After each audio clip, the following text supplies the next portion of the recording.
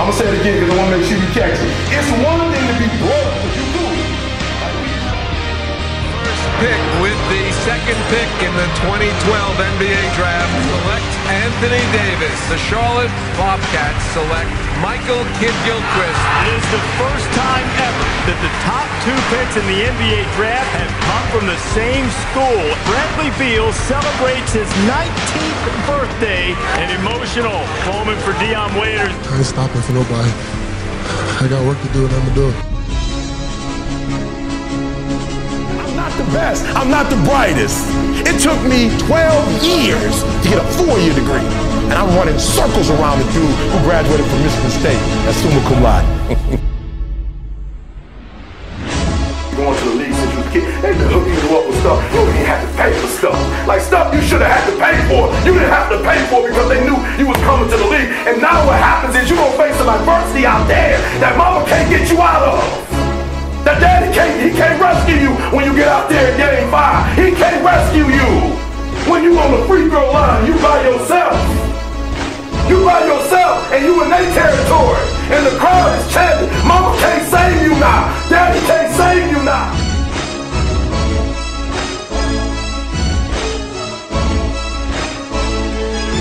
What's wrong with some of y'all? You so gifted. You so gifted, that's your problem. Your giftedness is gonna kill you. Because while you gifted, what you gotta understand is gift will only take you so far. You gotta have heart to win a championship. To go to the finals, it's gotta be more than just this and this. It's gotta go from here and here. Because everybody say we wanna win it all. Everybody say they number one. We gonna be number one. You gotta hear, but some of y'all ain't got to hear. And it ain't until you get it here that you become a champion.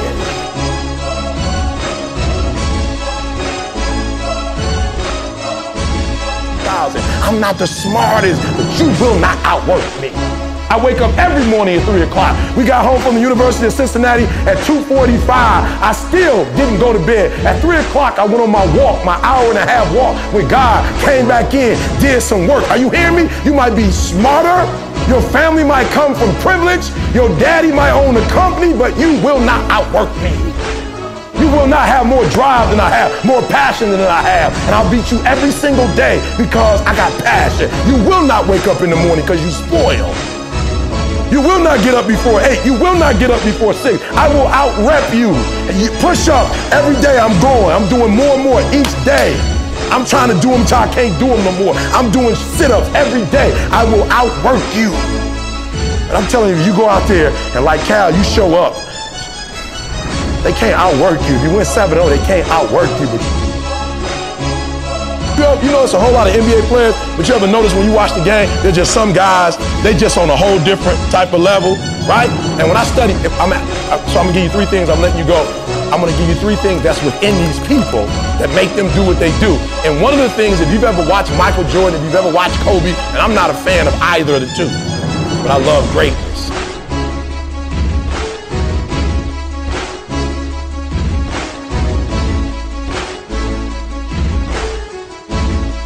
You ain't the only one doing what you're doing. And there's some kid who didn't get to come here, and he's pissed that he didn't get to come here. He thought he should be here too, and guess what he's doing?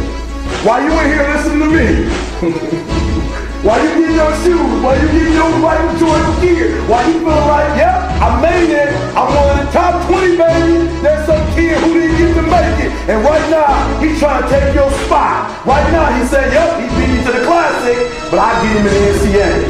I get him next year. If I don't get him in, I get him after that. And I see him in the pros, and I get him in. Are you hearing what I'm saying? So you got an opportunity, but you got to separate yourself.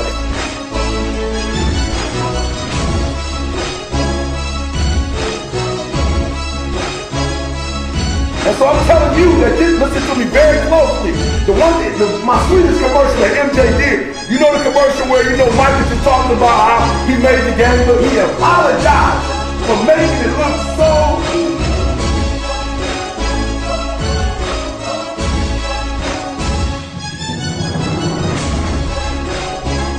I'm from Detroit. I can't stand Michael Jordan. We probably would have won about 4 championships had it not been. You know what I'm saying? Isaiah Thomas, Microwave, Vinny Microwave. We had the Spiders. We had it going on.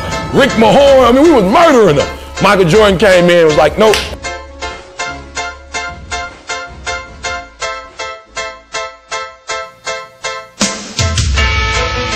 telling you, don't get from the C thing.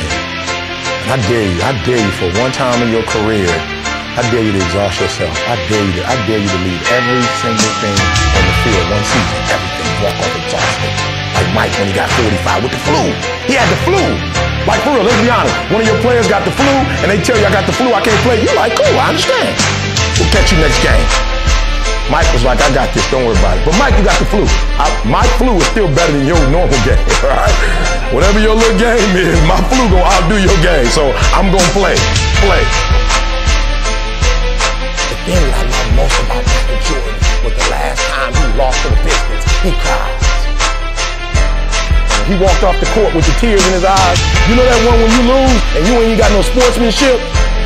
You know that one, normally, you know, you lose, you just man up. You don't want to shake their hand, but you do it anyway, because that's a part of the game. But when you get so tired of losing, when you get pissed, when you can't take losing no more, you lose the whole shaking the hand and you just walk off. And Mike walked off with a tear in his eye. And let me tell you something, he walked off and said to himself, this will be the last time the Pistons ever beat me again.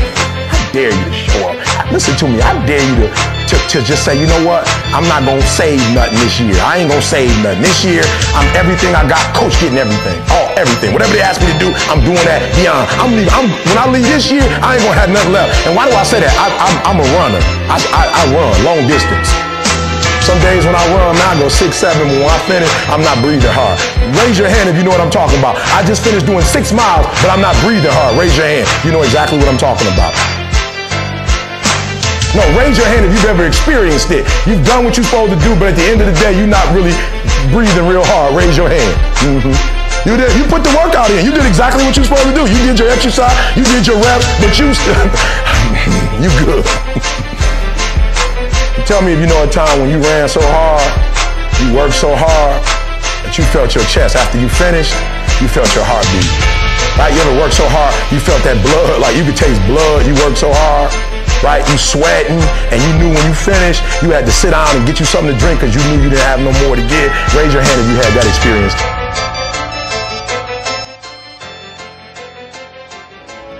It's all about desire. You just got to come out here and do what you got to do.